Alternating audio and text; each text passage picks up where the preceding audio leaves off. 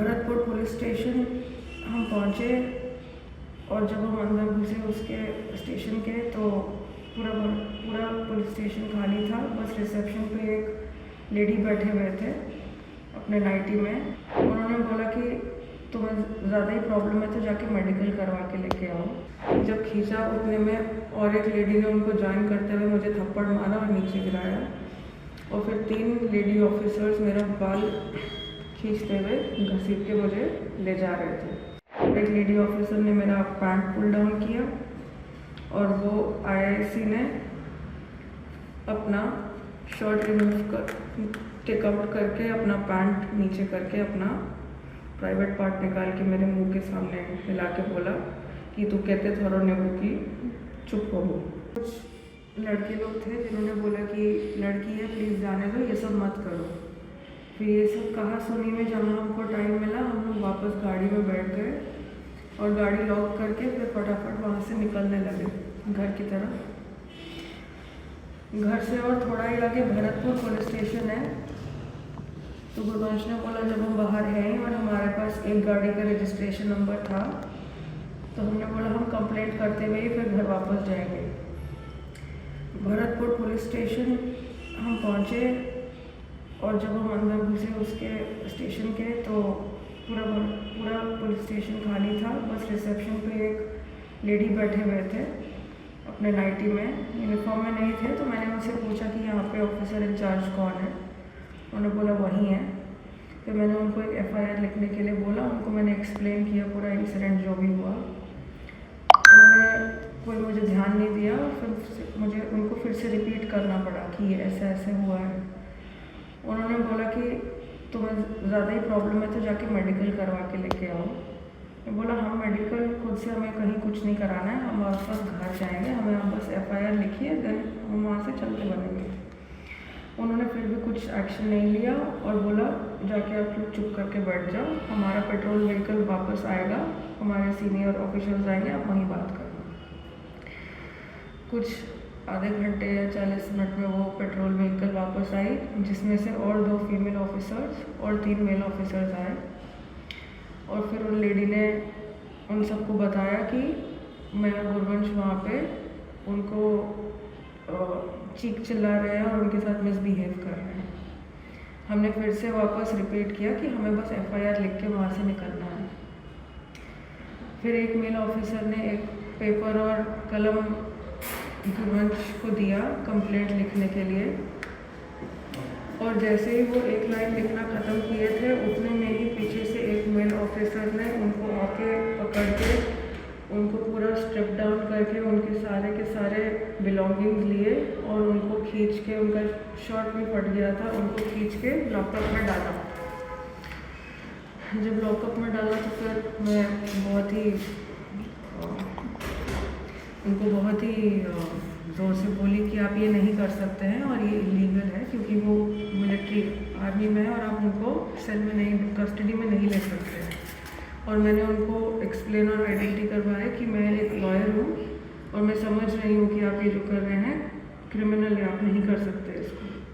फिर वो मुझे अब्यूज़ करना शुरू किए, one of the female officers Oriya में कि तू आमुक कौन बेसी बतेबू, और फिर बहुत सारे अब्यूज़ेस दिए उन्होंने। मैंने फिर अपना फ़ोन निकाला और फिर मैं उनको रिकॉर्ड करने लगी कि आप क्यों नहीं लिख रहे हैं मेरा एफआईआर, प्लीज़ बताएं।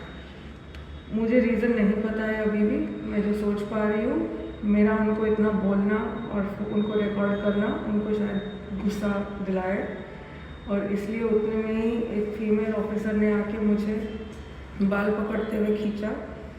जब खींचा उतने में और एक लेडी ने उनको ज्वाइन करते हुए मुझे थप्पड़ मारा और नीचे गिराया और फिर 3 लेडी ऑफिसर्स मेरा बाल खींचते हुए घसीट के मुझे ले जा रहे थे। तब तक एक कॉरिडोर में थे तो मैं जितना भी स्ट्रगल कर पाई उनसे बचने के लिए दीवार पकड़ के उनको फाइट करते जो मुझे दिख रहा था, उनके हाथ पैर, मैं स्ट्रगल और फाइट करने की कोशिश कर रही थी। उतने में एक लेडी ऑफिसर ने मेरा गला दबाने की कोशिश की तो मैंने उनके हाथ पे बहुत ज़ोर से बाइट किया कि मुझे छोड़िए, आप नहीं कर सकते ये सब। फिर कंटिन्यूसली 20-30 मिनट्स तक मैं स्क्रीम करती रही फॉर हेल्प। कॉरिडोर के एंड में देखा तो एक मेल ऑफिसर आर्म्स क्रॉस करके खड़े होकर बस देख रहे थे। कुछ मिनट तक मैं सर हेल्प चिल्लाती रही, वो बस स्टेयर कर रहे थे और अपने लेडी ऑफिसर्स को बोले ताकि भीतर नहीं कि जा से पार्टी करुच्ची बाहर के सुनी बाबू। तो फिर वो मुझे और खींचने लगे और ये सुनते ही कि वो रूम में लेके जाएंगे मुझे, मैं और हाइपर हुई और मैं और चिल्लाने लगी। उन्होंने मेरा जैकेट रिमूव किया और उसी जैकेट से मेरे हाथ पीछे बांधे और एक लेडी ऑफिसर के स्कार्फ से मेरा पैर बांधा और फिर मुझे लेके रूम में जब डाला, 2 मेल ऑफिसर मेरे हाथ पे और एक ऑफिसर मेरे पैर पे अपना वेट दे के खड़े हो गए ताकि मैं मूवमेंट ना करूं, और एक फीमेल ऑफिसर मुझे कंटिन्यूसली फेस पे किक करती रही, बॉडी पे मारती रही। और फिर वहाँ पे मुझे उन्होंने कुछ देर छोड़ दिया था, करीबन 15-20 मिनट, और मैं चिल्ला ही रही थी कंटिन्यूसली तब तक। फिर 6 बज गए होंगे क्योंकि मुझे पता था कि 6 बजे उनके आईआईसी ने आना था। तो आईआईसी फिर रूम एंटर करते हैं और वो वापस 3 लेडी ऑफिसर्स एंटर करते हैं मुझे, और फिर वापस मुझे पीट रहे थे। और फिर आईआईसी ने मुझे चिल्ला के बोला कि कहीं कि इतने पार्टी मुंडा करो तो कौन हिंची।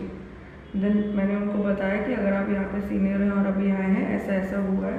फिर उन्होंने आके भी मुझे एक फेस पे लात मारा और एक लेडी ऑफिसर ने मेरा पैंट पुल डाउन किया और वो आईआईसी ने अपना शर्ट रिमूव कर टेक आउट करके अपना पैंट नीचे करके अपना प्राइवेट पार्ट निकाल के मेरे मुंह के सामने हिला के बोला कि तू कहते थोड़ा नेबू की चुप हो। फिर उसके बाद ये एक्शन देख के I had lost all hope कि मारा पीटी तो हो रहा है, अब ये नहीं हो सकता मेरे साथ। तो मैंने अपना फेस ग्राउंड में ही ऐसे अंदर दबा दिया था और फिर मैं बस प्लीज़ नो चिल्ला रही थी। उसके बाद वो लोग फिर बाहर चले गए और कुछ देर के बाद गुरवंश आए और उन्होंने मुझे फ्री किया, खोला, मुझे अनटाई किया और मुझे लेके जाके रिसेप्शन तक बैठे। तब तक आई थिंक एक एसीपी भी आ चुके थे उस पुलिस स्टेशन में। फिर हम उनके रूम के अंदर जाके उनको बताने की कोशिश की कि ऐसा ऐसा हुआ है। उन्होंने भी हमको डांट के और हमें ही गलत बता के बाहर बैठने को बोला। फिर अराउंड 8 o'clock जब मेरी तबीयत मुझे बिल्कुल नहीं ठीक लग रही थी, मुझे नॉसियस और चक्कर फील हो रहा था, मैंने उनको बोला मैं मेडिकल जाना चाहूँगी, मेरे साथ बहुत ब्रूटैलिटी हुई है, मुझे बहुत चोट लगी है, मुझे हॉस्पिटल जाना है। तो बहुत बार बोलने के बाद उन्होंने अपने पुलिस व्हीकल में मुझे, गुरवंश, 2 मेल ऑफिसर्स और 3 फीमेल ऑफिसर्स के साथ सम हॉस्पिटल भेजा, जहाँ पे मेरा मेडिकल होना शुरू हो गया। मैडम आपको वहाँ से जेल डायरेक्ट भेज दिए मेडिकल से मैं वापस मेडिकल सम में मैं कुछ 5-6 घंटे रही होंगी, जहाँ पे उन्होंने स्लोली पहले ऑर्थो आए, गायने आए, न्यूरो आए, जनरल मेडिसिन आए, आके मेरे को चेक किया। मेरा जॉ टूटा हुआ था, डांड टूटा हुआ था, तो एक मैक्सियोफेशियोलॉजिस्ट ने भी आके मुझे चेक किया। धीरे धीरे अपने फाइंडिंग्स और रिव्यूज़ लिखे कि सीटी चाहिए होगा, एक्सरे चाहिए होगा। वापस 5 PM को वापस भरतपुर पुलिस स्टेशन पहुंचे होंगे हम। फिर वहाँ पे वो लोग अपने पेपर वर्क कर रहे थे और बोला कि हम मेरे अगेंस्ट FIR है कि मैंने पुलिस स्टेशन आके पुलिस ऑफिशियल्स के साथ बीटिंग किया है, उनको अब्यूज़ किया है फिजिकली।